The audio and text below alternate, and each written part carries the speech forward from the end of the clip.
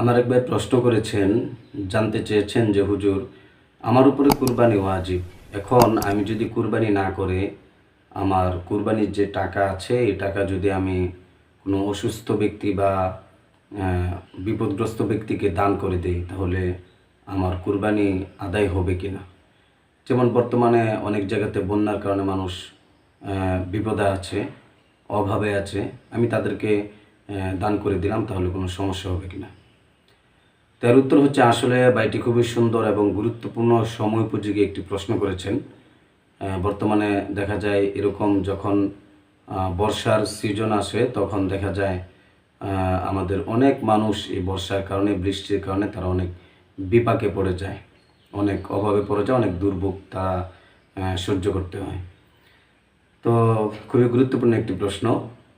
তো আসলে সামর্থ্যবান যে তার উপরে কুরবানি করাটা ওয়াজিব, কারণ কুরবানি একটি গুরুত্বপূর্ণ একটি ইবাদত। কুরবানি করার পর আপনার অন্যান্য দান সদকা করতে পারবেন, এতে কোনো সমস্যা নেই। কিন্তু কোনো ব্যক্তি যদি কুরবানি না করে সেই টাকা গরিব, অসহায়, অসুস্থ ব্যক্তিকে দান করে দেয়, তাহলে কিন্তু তার উপর থেকে কুরবানির বিধান রহিত হবে না এবং তার কুরবানি ওয়াজিব সাকেত হবে না, তার উপর ওয়াজিবটা থেকেই যাবে। আর তাছাড়া রাসূল পাক সাল্লাল্লাহু আলাইহি ওয়াসাল্লাম হাদিসের মধ্যে বলেছেন, মান ওয়াজাদা সাআতান লিআই ইউযাহিয়া ফালাম ইউযাহি ফালা ইয়াকরাবান্না মুসাল্লানা। যে রাসূল বলেছেন, যে ব্যক্তি কুরবানি করার সামর্থ্য আছে তা সত্ত্বেও কুরবানি করেনি, তাহলে সে যেন আমাদের ঈদগাহে না আসে।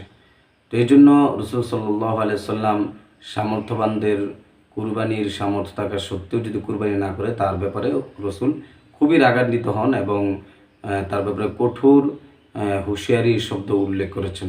তো এই জন্য আসলে কুরবানি না করে সে টাকা দান না করে, বরং কুরবানি তো আমি করবই, পাশাপাশি আমি আল্লাহ তাআলাকে রাজি খুশি করার জন্য আমি আল্লাহ তাআলার মাখলুক বান্দাবান্দিকে আমি কিছু সহযোগিতা করার চেষ্টা